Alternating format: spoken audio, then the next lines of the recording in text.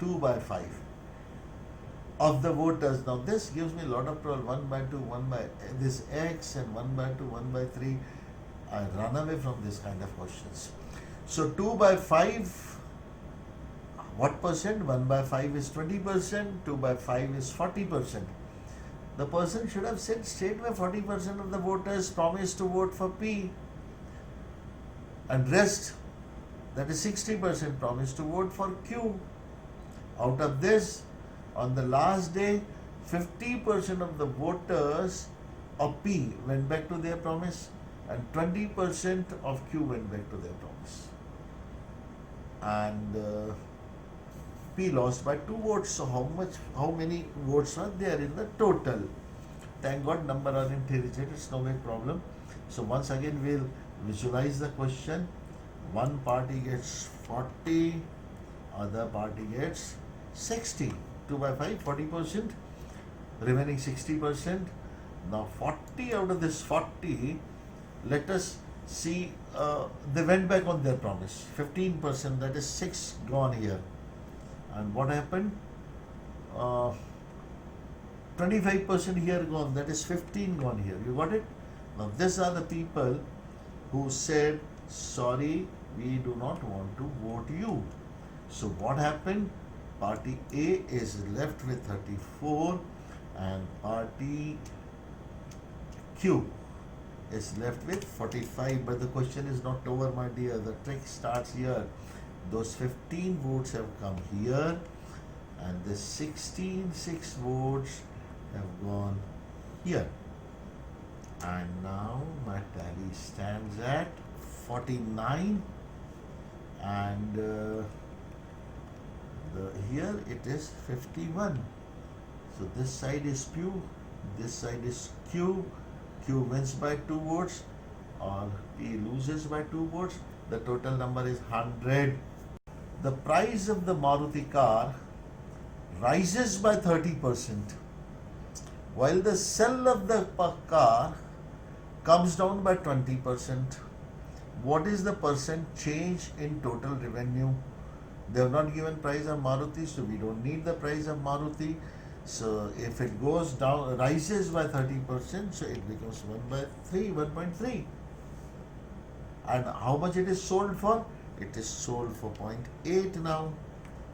You're getting point?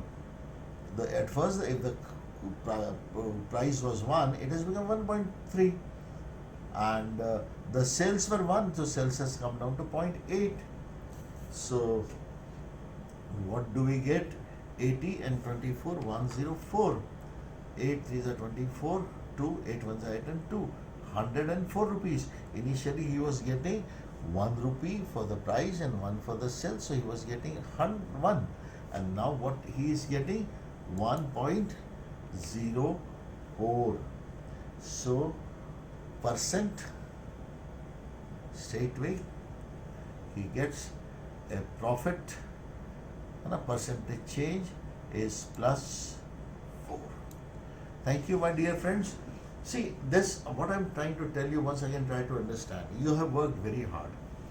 Every one of you, including sitting in the same class, same teacher, they're all teaching you, every book is giving you formulas and everything. And like a school kid, you think formula is everything. Yes, you should know all the formulas.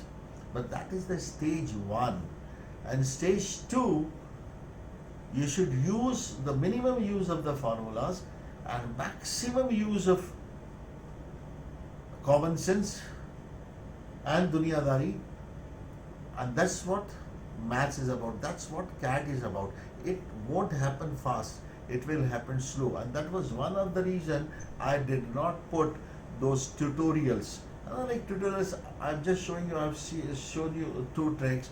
If a product, after earning a 10%, it has become 110. So you don't remove 110% from 110. You just divide 110 by 1.1, you will get the original.